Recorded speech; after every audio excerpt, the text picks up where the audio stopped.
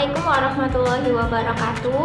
Kembali lagi bersama saya Iin Kamilatika, mahasiswa semester 5 program studi Pendidikan Agama Islam. Pada kesempatan kali ini, saya akan mencoba menjelaskan materi dari salah satu mata pelajaran Al-Quran Hadis kelas 7 MTS, yaitu dengan tema Kunikmati Keindahan Al-Quran dengan Tajwid. Baiklah, sebelum kita lanjut ke penjelasan berikutnya, saya akan menjelaskan sedikit tentang tajwid. Jadi, tajwid menurut bahasa adalah tahsin, yang artinya memperindah. Adapun menurut istilah, tajwid adalah menyembunyikan setiap huruf dan makhrajnya dengan memberikan setiap huruf hak dan mustahaknya. Kemudian, mengenai hukum mempelajari ilmu tajwid, untuk mempelajari ilmu tajwid hukumnya yaitu fardu kifayah, tetapi dalam mengamalkan ilmu tajwid hukumnya yaitu fardu ain. Artinya, seseorang ketika membaca Al-Quran dia wajib menggunakan ilmu tajwid. Sekarang kita akan belajar salah satu dari ilmu tajwid, yaitu qalqalah. Menurut bahasa, qalqalah adalah getaran atau pantulan. Apa yang dipantulkan akan kita bahas pada pengertian secara istilah. Jadi, secara istilah, qalqalah adalah pantulan atau getaran suara ketika membaca huruf qalqalah yang berharokat sukun ataupun disukunkan.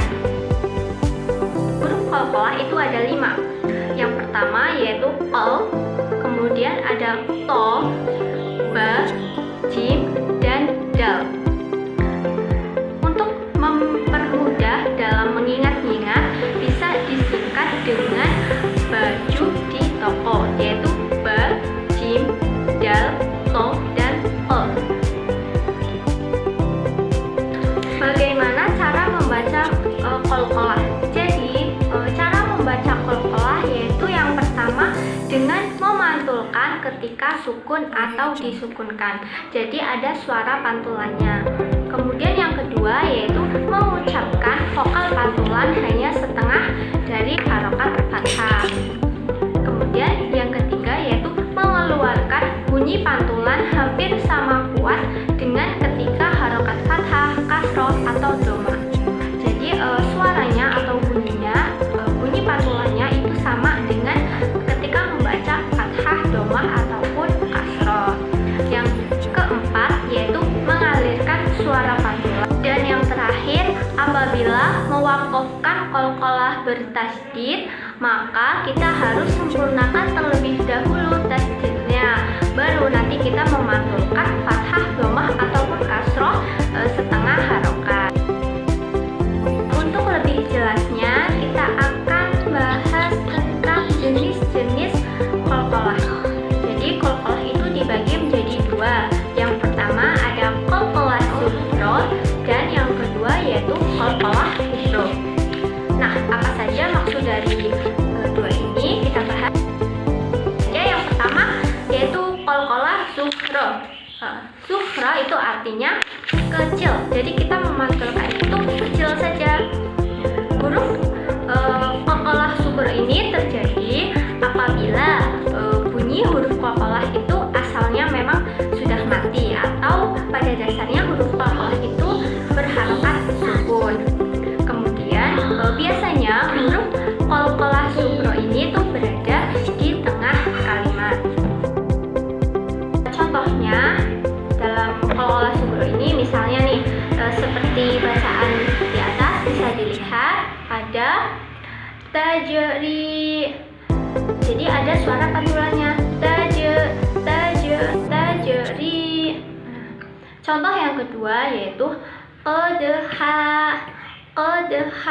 Ada pantulannya qad.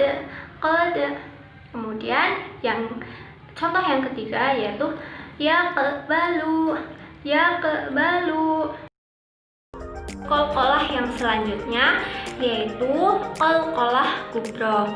Kubra artinya besar, jadi nanti pantulannya besar. Qalqalah kubra itu terjadi apabila huruf qalqalah terdapat di akhir ayat atau menjadi qalqalah karena berhenti atau diwakofkan. Jadi biasanya huruf qalqalah kubra ini berada di akhir ayat. Nah, contohnya bisa dilihat pada bacaan di atas. Yang pertama ada bacaan mim mahuliq. Ada pantulan di huruf qaf yang terakhir. Mim mahuliq. Nah, kemudian contoh yang kedua yaitu ada munib. Ada pada huruf ba itu dipantulkan. Munib. Kemudian contoh yang ketiga wasamud.